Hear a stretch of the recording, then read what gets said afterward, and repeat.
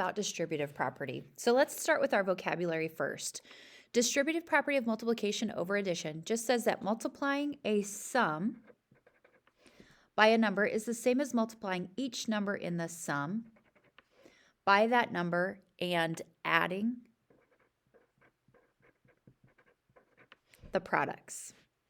Distributive property of multiplication over subtraction just means that multiplying a difference by a number is the same as multiplying each number in the difference by that number and subtracting the products.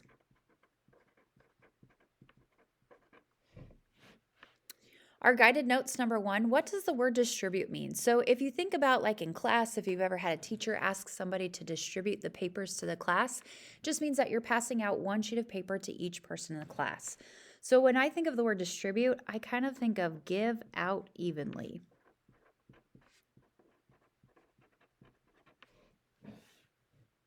Okay, and we'll show that more here in a minute. So let's talk about some numerical examples of the distributive property. So again, up here we talked about distributive property of multiplication over addition. So we're just going to put that into an example right here. So we have it with the distributive property first here, but we have in our distributive property, we're always going to have those parentheses. In this example, we have numbers only. There is no variable, which you'll see down here later. So we have two options. We're saying that if we multiply a sum by a number, it's the same as multiplying each number in the sum by that number and adding the products. So if we were to take 4 plus 6 first, that gives us 10. And then outside of the parentheses, real quick, guys, when we have a number outside of the parentheses like that, that means that we're multiplying. There's a hidden symbol there. We just don't write it in math. So we know we're taking 3 times whatever's inside of our parentheses. Okay. In this particular case, we had 4 plus 6, so it's 10. So we're taking 3 times 10, and that gives us 30. It's still going to give us the same answer even if we take 3 times each of those numbers that were in our sum. So if we took 3 times 4, down here, 3 times 4, that gives us 12. And then if we did 3 times 6, which is 18, and we added those two, that's still going to give us 30. So we get the same answer. Same thing with subtraction. If we were to solve what's in the parentheses first, 8 minus 3 is a 5. And we're taking 5 times that 2. That gives us 10. We're going to get the same answer as if we were to take 2 times each of those numbers that we just subtracted. So 2 times 8 is 16. Minus 2 times 3, which is 6, and we subtract those, it's still going to give us 10. So we get the same answer. So you're probably thinking, well, why are we learning distributive property if we can just follow order of operations? Well, in algebra, we are going to use variables, and to simplify equations, we don't always have the numbers where we can add in or subtract within the parentheses, and we have to use distributive property to simplify it. So let's look at some examples down here where we have variables instead of numbers. So on this one, we have A times the quantity B plus C. To simplify this with distributive property, you're going to take A times everything inside of our parentheses. We usually show this by doing a little arrow showing I'm taking A times B. Well, A times B, we're just going to write that as AB.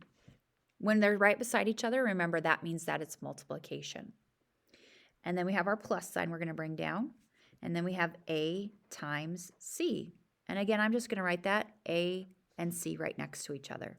When we put two variables right next to each other and there's no symbol in between it, like addition or subtraction or division, it's just understood that those are being multiplied. And that is as simplified as we can get on that. Now let's look at this example where we have a subtraction one. So again, we're going to take A and we're going to distribute it. Take it times everything inside of the parentheses. We have A times B. And then we have A times C, so we're just going to write AC. And then it was a subtraction sign in the middle, so we're going to bring that down. And that's all we can do. So we can use that distributive property to simplify our algebraic expressions. All right, let's go ahead and flip to the inside, and we're going to look at some more examples. So we have two separate sections here. Our independent practice you're going to do on your own here in just a moment, but we're going to do some guided practice problems together here. Okay, so guided practice, we're going to use that distributive property still for this. So on this first example, we have only numbers, but I'm going to distribute my 4 times everything in the parentheses. So I'm going to take 4 times 5, 4 times 5, and you can use the little x or we can use a dot to show multiplication.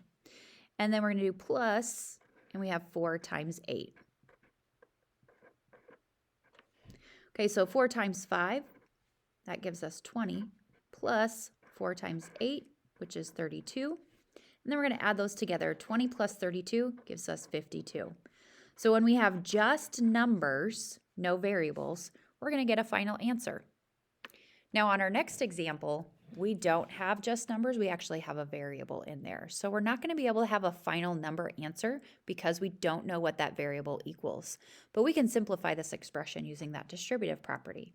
So I'm going to take 6 and I'm going to distribute it into everything inside the parentheses, meaning I'm going to multiply it. So 6 times x, remember we're just going to write that as 6x. That means we're multiplying them together. Remember there's no sign in between there, so we just know it's multiplication. And then we're going to do 6 times 9, and 6 times 9 is 54.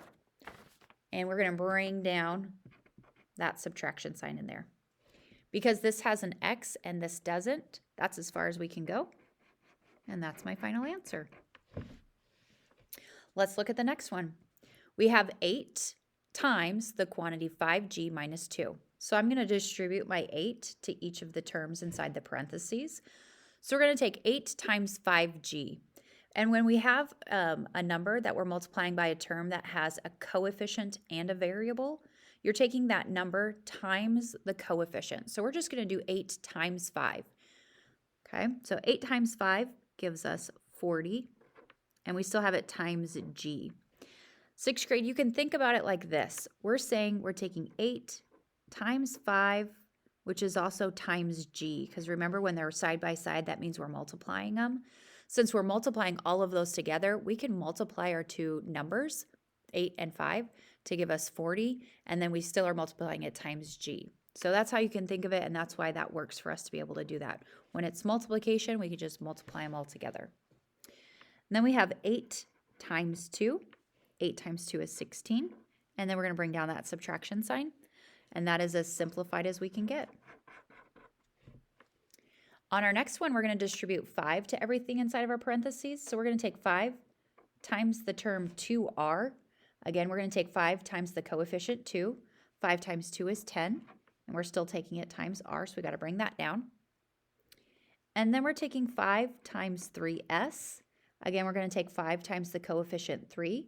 5 times 3 is 15, and we're still multiplying it by that s on there. And then we bring down our subtraction sign. And that is as simplified as we can get. All right, on our next one, we have 3 terms inside of that parentheses, and 7's on the outside there. So remember, we're just taking 7 times everything inside of the parentheses. So we're doing 7 times 2, which is 14, plus 7 times 4, which is 28. Sorry, let me write this up here. 7 times 2 plus 7 times 4 plus, and then we have 7 times 5, and then I just multiplied here. So 7 times 2 is 14, 7 times 4 was 28. We have our plus sign, and then 7 times 5 is 35. So now I can just add these together. So 14 plus 28 gives me 42. And we still have plus 35. 42 plus 35 gives me 77. Again, because we had all numbers, there was no variables, we have a final answer. Let's look at an example with 3 terms where we have variables in there. So we're going to take 3 times x. So remember, when we have 3 times x, we're just going to write 3x. And then we have that plus sign we're going to bring down. Now we're going to take 3 times 2y. My y, my variable y, has that coefficient of 2 on it, so we're going to take 3 times 2, which is 6, and then we still have times that y. And then we're going to do 3 times 4z. So 3 times my coefficient of 4 is 12, and then we still have that z on there, and that was a plus sign right there that we're going to bring down. And that is as simplified as we can get. All right, sixth grade. So now you guys have the independent practice to try out. When you're finished, you're going to submit this on Canvas. If you have any questions, don't hesitate to come ask.